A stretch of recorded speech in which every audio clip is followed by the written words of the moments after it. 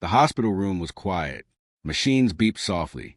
Outside the window, the sun was beginning to set, marking the end of a day and, heartbreakingly, the end of a short life.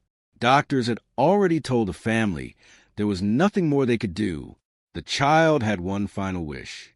Not for toys, not for medicine, not even for a miracle. They wanted to meet Michael Jackson. No cameras were allowed. No press was notified. No announcements were made. Late that afternoon, dressed simply and quietly, Michael Jackson walked into the pediatric oncology ward, holding a small gift in his hands.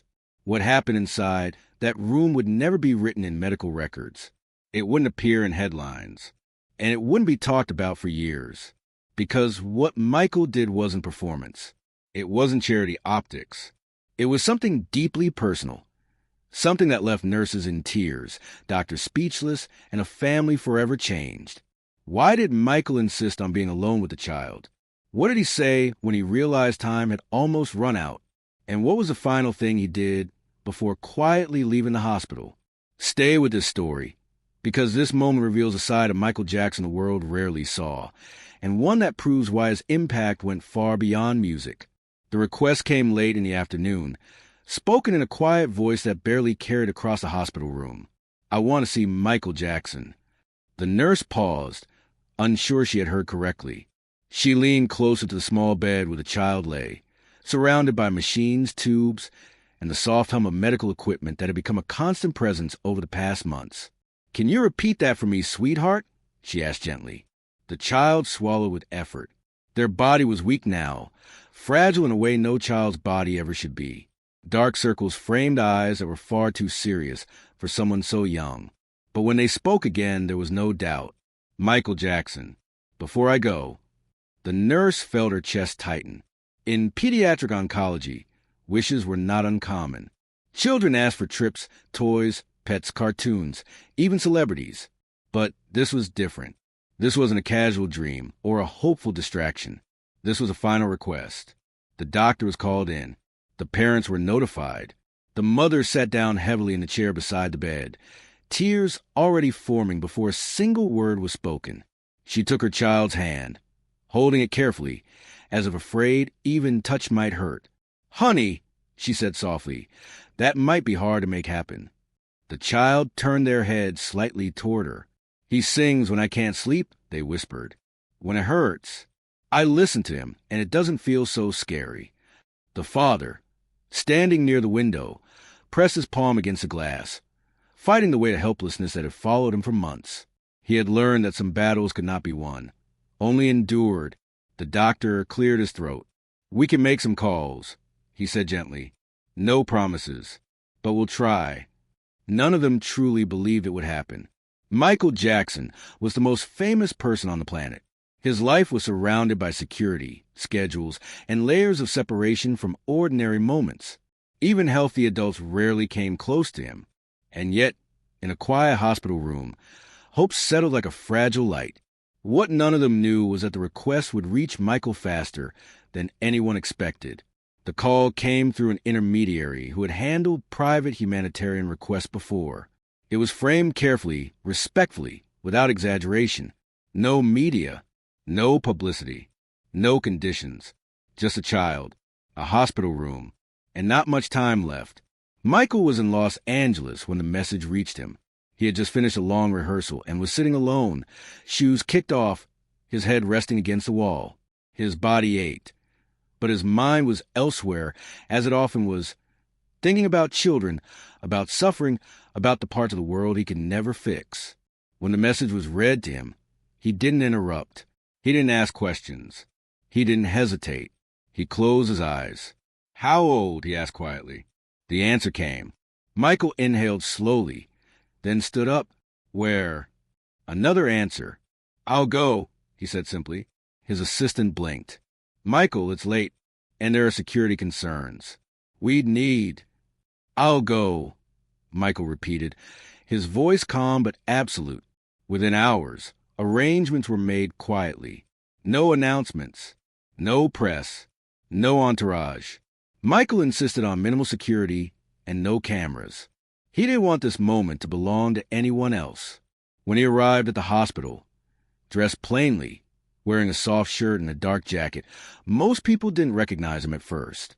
He moved slowly down the hallway, guided by a nurse who was trembling, not from fear, but from the weight of what was about to happen.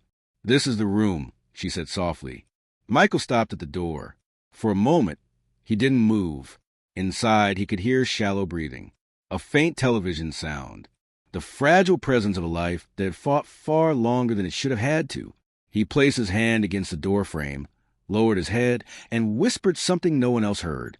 Then he knocked. The mother opened the door, her eyes widening as recognition hit her all at once. Her hand flew to her mouth. Tears spilled freely. "Oh, my God," she whispered. "You came." Michael smiled gently. "May I come in?" She stepped aside, barely able to stand. The child turned their head when Michael entered the room. At first, confusion crossed their face, then realization, then something brighter than anything the room had seen in days. "You're real," the child whispered. Michael walked slowly to the bedside and knelt down, lowering himself to eye level. "I'm real," he said softly, "and I'm here for you." The father turned away, shoulders shaking. Michael reached out, careful, respectful, and took the child's hand. His own eyes filled, but he didn't let the tears fall yet. "What's your favorite song?" he asked. The child smiled weakly. "The one about not being alone." Michael nodded. "You're not," he said. "Not right now. Not ever." And in that moment, something shifted in the room. The fear didn't disappear. The pain didn't vanish. But the loneliness, the kind that no medicine can touch, began to loosen its grip. No one knew yet what Michael was about to do. But before he left that room, he would do something so unexpected, so deeply human, that every person present would carry it for the rest of their lives. And this was only the beginning. Michael stayed kneeling beside the bed longer than anyone expected. In that hospital room, time behaved differently. Seconds stretched. Minutes softened. The constant urgency that ruled doctor schedules and medical charts seemed to pause out of respect for what was unfolding. The child's hand rested inside Michael's, small and warm despite everything. Tubes ran from the bed to machines that blinked and hummed quietly, keeping watch over a body that was growing tired. The parents stood nearby, afraid to breathe too loudly, afraid that any movement might break the fragile magic of the moment. Michael leaned in slightly. "Would you like me to sing?" he asked. The child nodded, eyes shining. "Just a little," they whispered. Michael didn't look around for permission. He didn't ask if it was allowed. He simply closed his eyes and began to sing softly, so softly that it barely rose above the sound of the machines. His voice wasn't polished or theatrical. It wasn't the voice of a stadium performer. It was the voice of a human being, singing to another human being. The nurse standing near the doorway felt her knees weaken.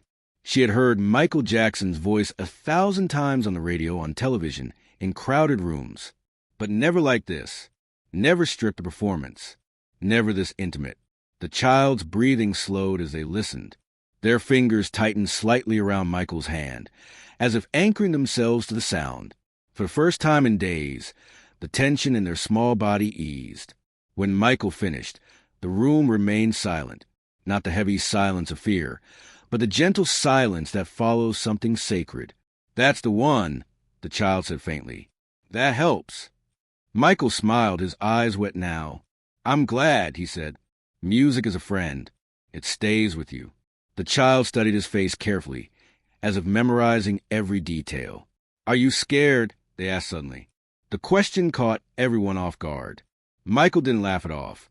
He didn't deflect. "Yes," he answered honestly. "Sometimes I am." The child nodded slowly. "Me too."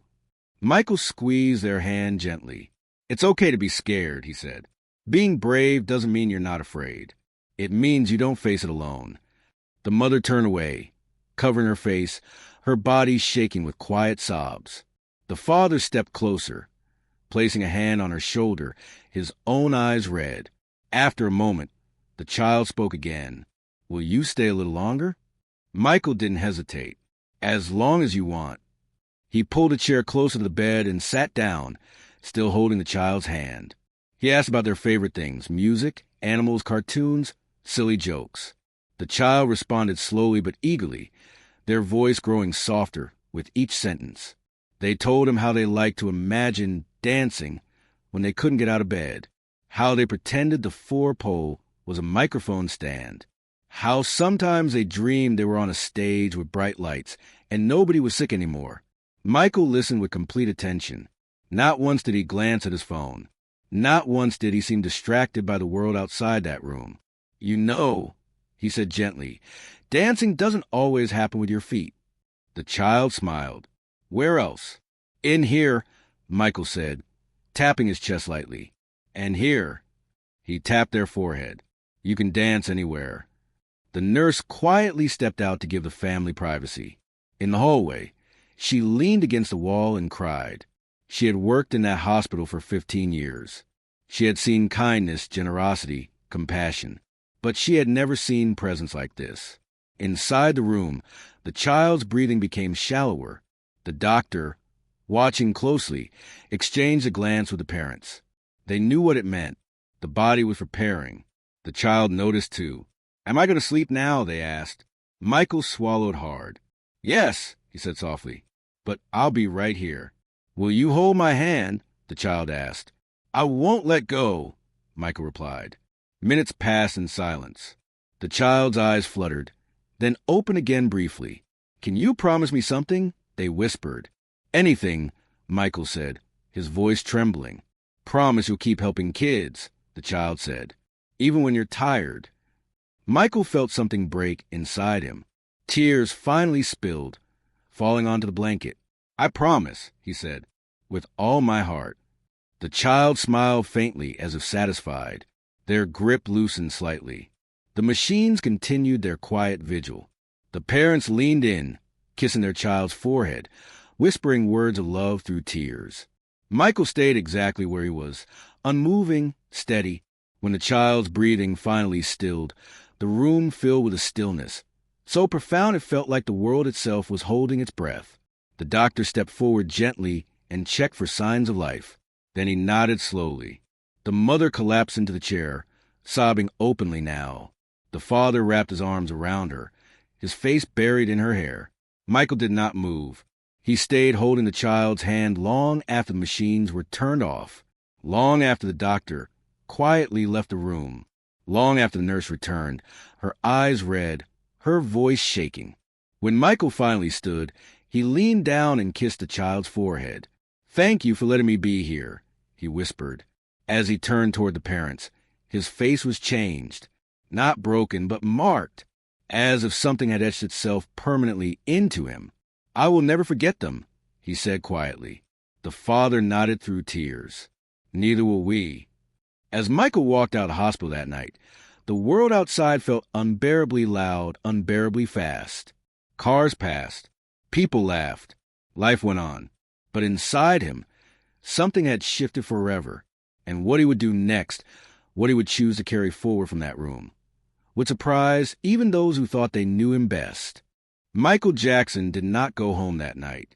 After leaving the hospital, he asked his driver to keep driving. No destination, no rush. The city lights blurred past a window as Los Angeles slept, unaware that something irreversible had just settled inside him. He sat in silence in the back seat, hands folded, head slightly bowed. The image of the child's face replayed over and over in his mind. The softness of their voice. The strength hidden inside such a fragile body. The promise he had made. "I promise."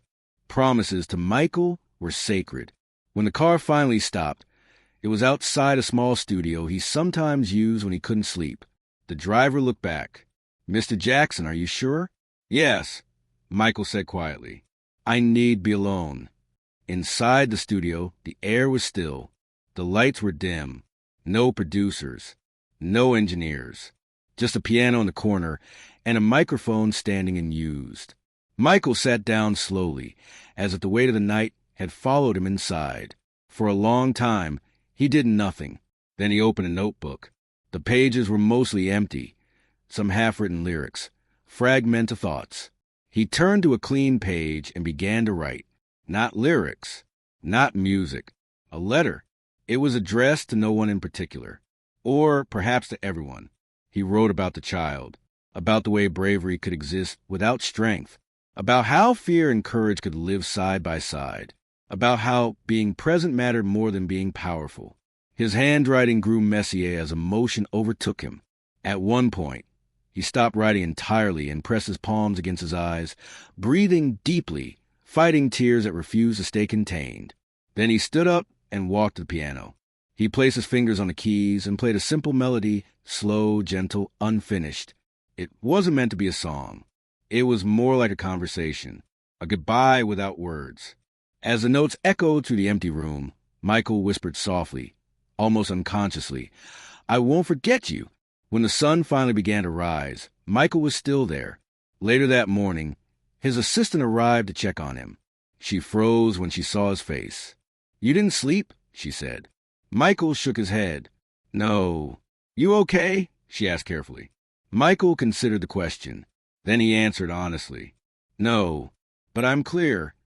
That same day, he made a series of phone calls that surprised everyone around him. First, he called the hospital.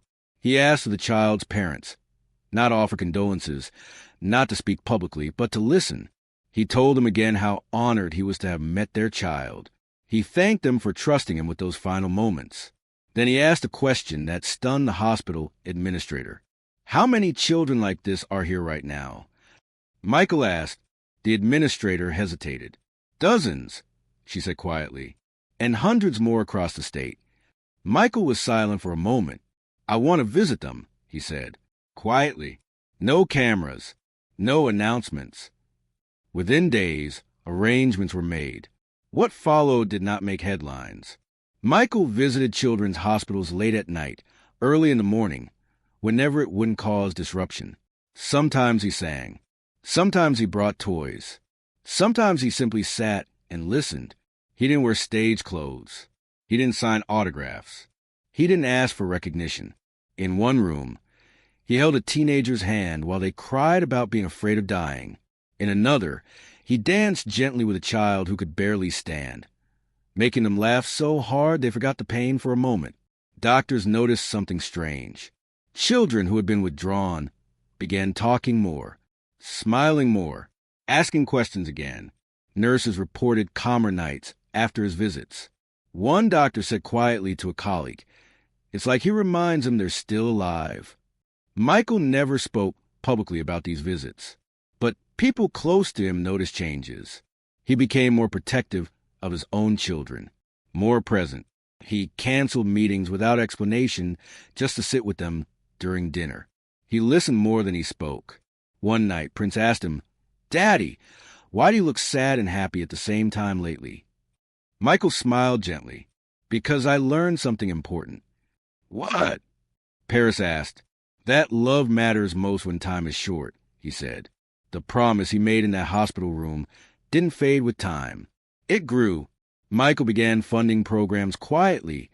Art therapy, music therapy, hospital performances designed not to entertain, but to comfort. He insisted on anonymity. No plaques, no press releases. When someone asked him why he was doing all this now, he answered simply, "Because I waited too long to understand what matters." Late one evening, weeks later, Michael returned to the same studio.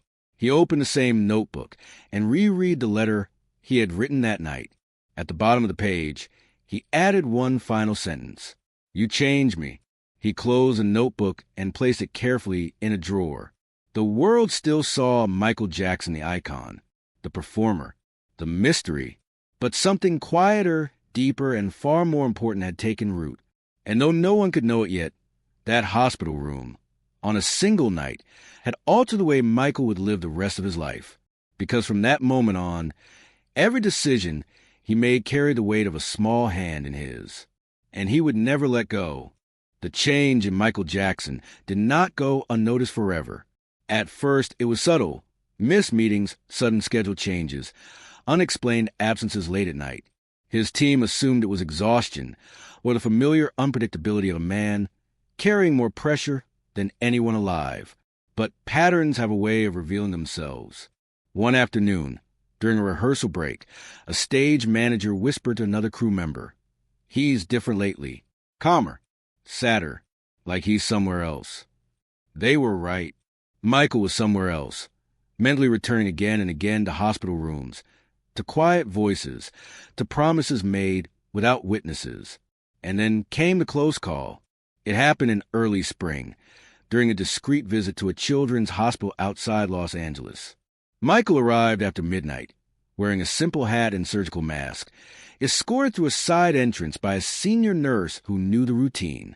Everything was quiet, controlled, until it wasn't. A young intern, new and unaware of the secrecy protocols, froze when he saw Michael step out of the elevator. His eyes widened. His breath caught. "Is that—" The intern whispered too loudly. Michael stopped walking. The nurse turned pale. Within seconds, whispers spread like static through the hallway. A security guard tensed. Phones were still forbidden, but curiosity doesn't need cameras to grow dangerous. Michael raised his hand gently. "It's okay," he said softly. "Let's not make this bigger than it needs to be." But the tension didn't disappear. In one room that night was a boy named Ethan, 8 years old, whose condition had worsened suddenly.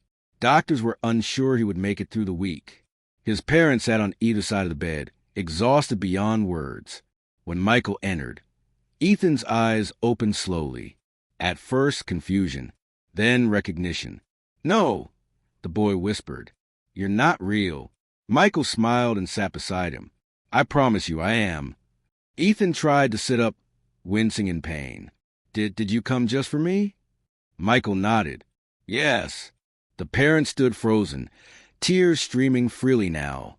But outside the room, the hospital administration was panicking. Someone had called a supervisor. Someone else had called someone higher. And within minutes, a difficult truth emerged. Michael's presence was about to be discovered. A senior administrator approached the nurse, voice urgent. "We can't contain this much longer. People are noticing.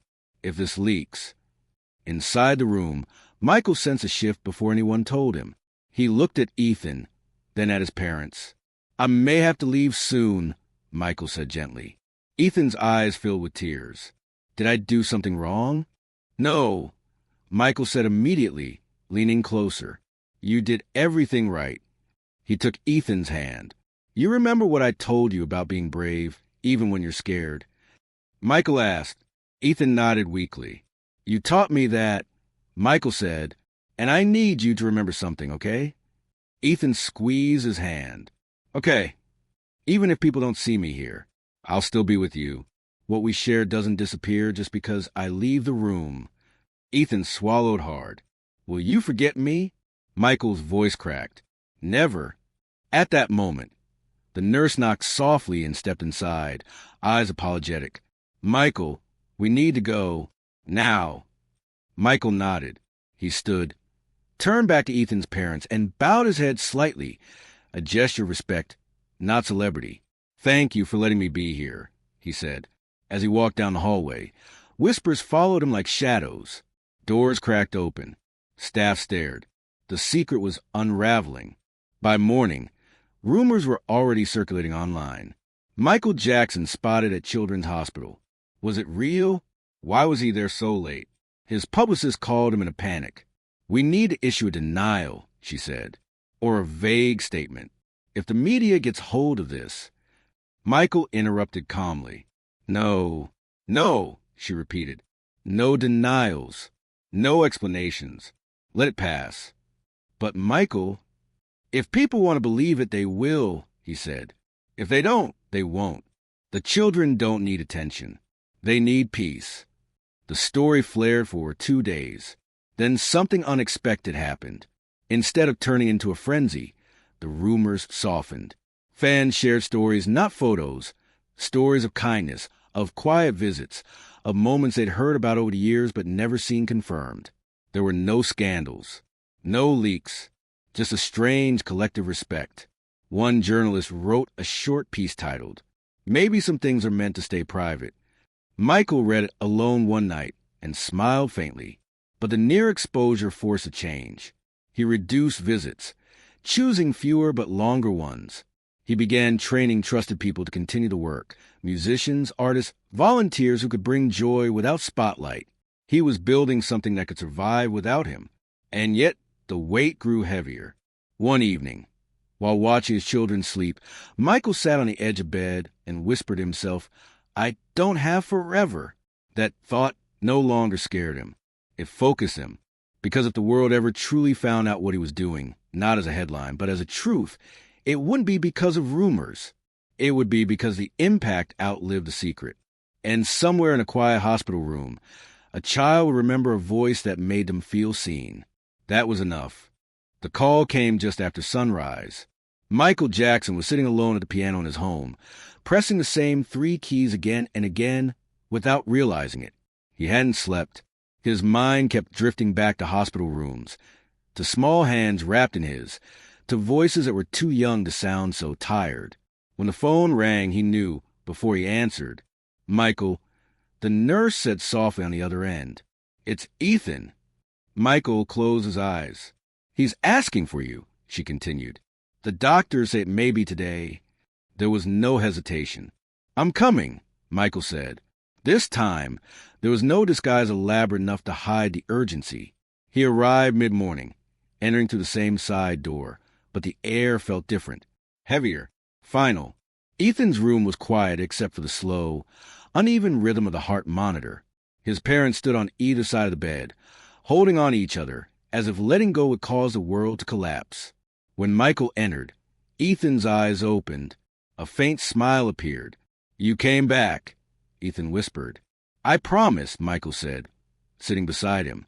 Ethan's breathing was shallow now, his voice barely more than air. "Can you sing?" he asked. "Not loud, just for me." Michael swallowed hard. He had sung for millions, stadiums, award shows, world leaders. Nothing had ever scared him like this moment. He leaned close, his forehead nearly touching Ethan's, and began to hum softly. Not a famous song, not a performance, just a melody, gentle, unfinished, improvised in the moment. The room seemed to shrink, as if the world outside no longer existed. Ethan's fingers twitched weakly. Michael took his hand. "Am I going to be scared?" Ethan asked quietly. Michael didn't answer immediately. "No," he said at last, "because you won't be alone." Ethan nodded slowly, trusting him completely.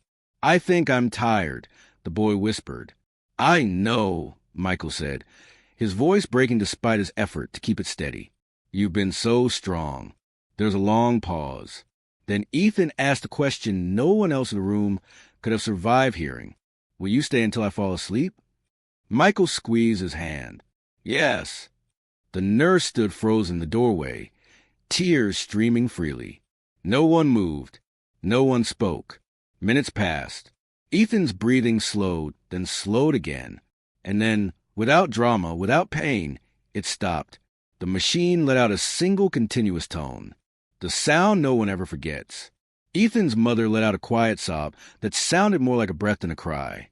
His father bowed his head, shaking. Michael didn't move. He stayed exactly where he was, holding Ethan's hand long after the doctors confirmed what everyone already knew. Finally, Michael leaned forward and whispered something only Ethan could hear. No one would ever know exactly what it was. But the nurse later said she saw Michael press his forehead to the boy's hand and close his eyes as if in prayer. After several minutes, he stood. He turned to Ethan's parents and said something they would carry for the rest of their lives. "Thank you for trusting me with him." Before leaving the room, Michael did one last, unexpected thing. He reached into his jacket and pulled out a small folded piece of paper. He placed it gently beneath Ethan's pillow. "What is that?" the mother asked through tears. Michael smiled sadly. "It's something just for him," he said. "He'll know what to do with it." He left the hospital quietly, without escort, without announcement. Outside, he sat in the car for a long time without starting the engine. His hands were shaking. That night, Michael canceled everything. Meetings, calls, rehearsals. He sat alone in his room and cried. Not the silent tears he had mastered over decades, but deep, broken sobs that came from somewhere raw and unguarded. Later, he went to his children's rooms. He watched them sleep. And then he did something he had never done before. He wrote letters. Not contracts. Not lyrics. Letters. One to Prince. One to Paris. One to Blanket. In them, he didn't talk about fame or music or legacy. He wrote about kindness. About seeing people who are hurting. About being brave enough to stay when it's hard. And he wrote the same sentence in each letter. If you ever had the chance to ease someone's fear, even for a moment, you take it. That's what matters. Weeks later, Ethan's parents would discover the note under the pillow. It wasn't long. It simply read, "You were never alone. You were loved more than you know. Thank you for letting me sit with you." They never shared it publicly. They never sold the story. But they told their friends. And those friends told others. And slowly, quietly, the story spread, not as gossip, but as something closer to reverence. Michael Jackson never spoke about that day. But from then on, those closest to him noticed something different. He hugged longer. He listened more. He rushed less.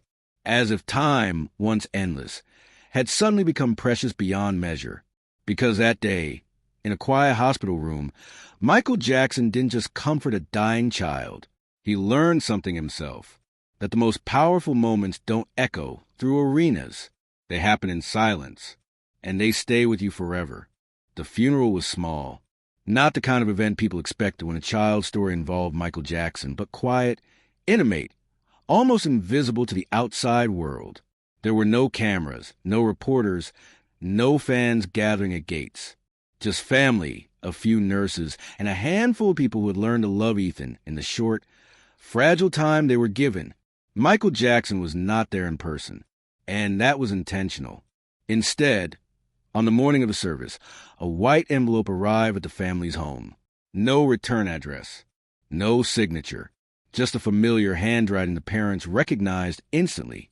Inside was a letter. They read it together, holding hands, their tears falling onto the page. "I want to come today, but this moment belongs to you and to Ethan, not to me. Please know that I am with you in spirit, and that your son changed me forever."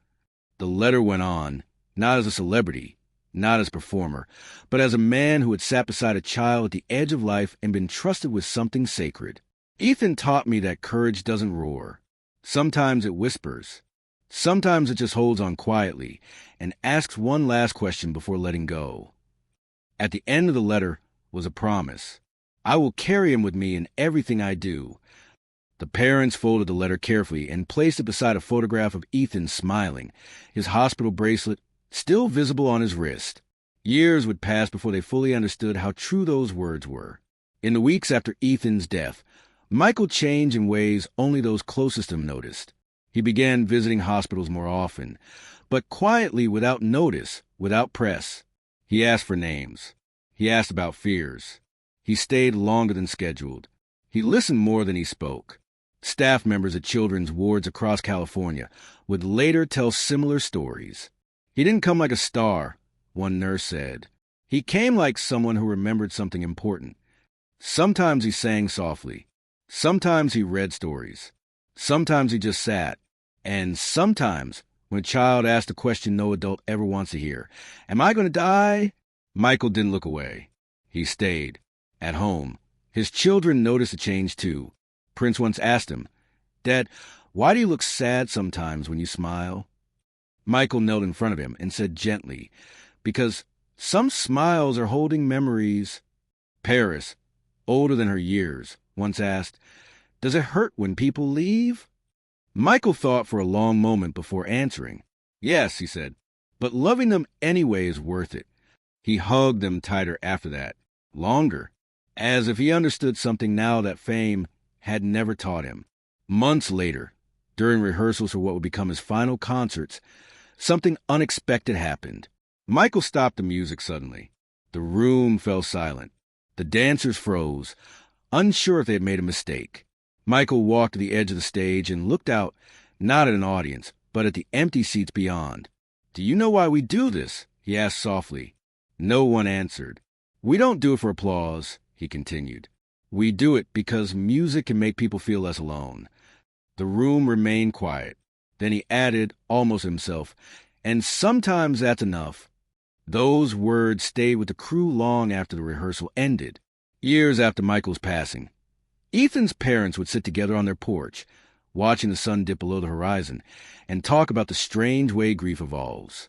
"It doesn't get smaller," the father once said. "You just learn to carry it differently."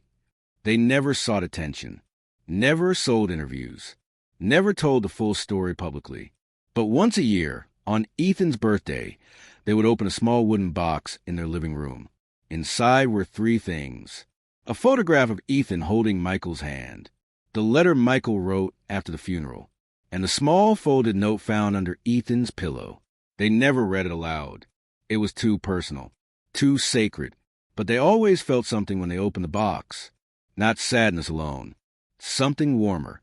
Long after Michael Jackson became a memory to the world, stories like Ethan's continued to surface quietly, not as headlines, but as whispers.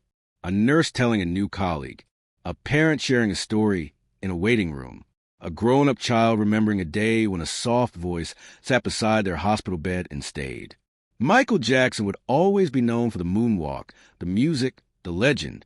But to a few people, far fewer than the millions who screamed his name, he was something else entirely. He was the man who didn't leave, the man who stayed when it hurt, the man who understood that sometimes the greatest thing you can give another human being is not hope of survival, but peace in the moment. And somewhere beyond noise and fame and history, that legacy still lives. Quietly, exactly the way it was meant to.